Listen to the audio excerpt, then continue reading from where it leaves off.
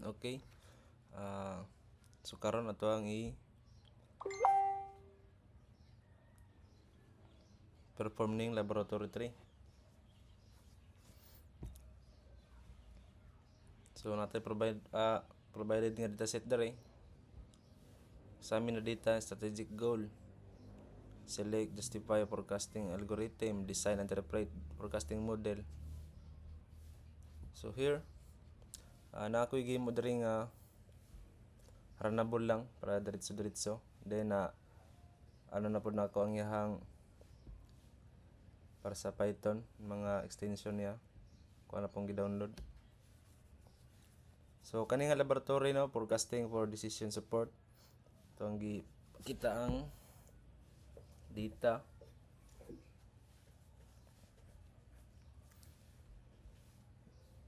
So nato diri monthly sales.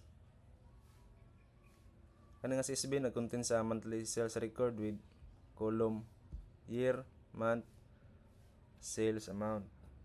So itong na-observe diri is from Jan to June,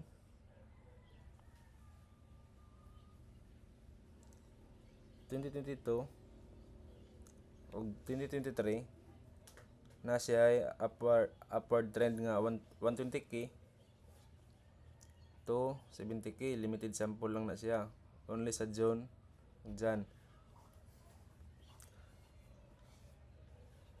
Then ang model nga akong gamit diri is gamit ko linear regression nga trend model tungod kay simple og interpretable lang siya.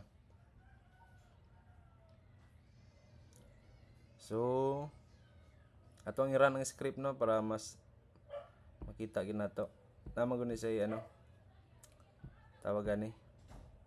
Namo guni say output mo labas diri outputs nga folder.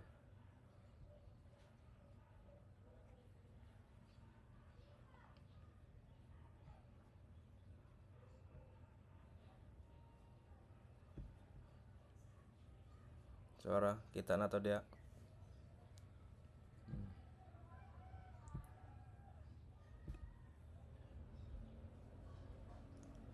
Dito summary na to. Small sample, 12 months nga trend niya. Gamit og linear regression. Di na po ni siya diri sa output. Ito na to. Ang iyahang graph. Na po ni diri. Ano siya? Month LR forecast. Mo na ang atong forecast with approximately nga 95% lower to upper bounds. Notice na to ang LR dia.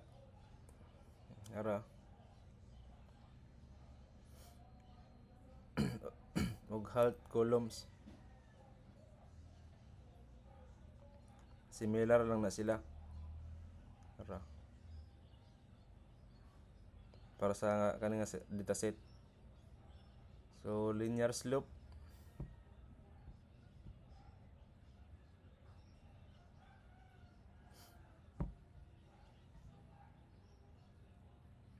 Kani.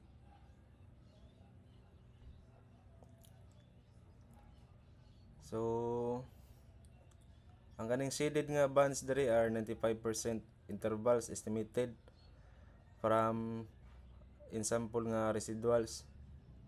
Nag-show sila sa forecast.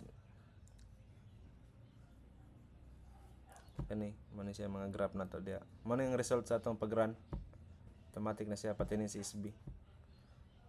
So ang atong gamit diri ang management manggod can use this forecast for budgeting, inventory, planning og staffing as a baseline. Kani siya para sa mga small sample lang ni ato ang i-recommend ng updating monthly o collecting more months including sa July to December para ang atong model is seasonal. Then atong pwede masuggest ani nga next step is mag-collect more data, add external regressor or use Halt Winters. So I think kato lang siya. Mani atong given, mani ang output. Ara. So thank you.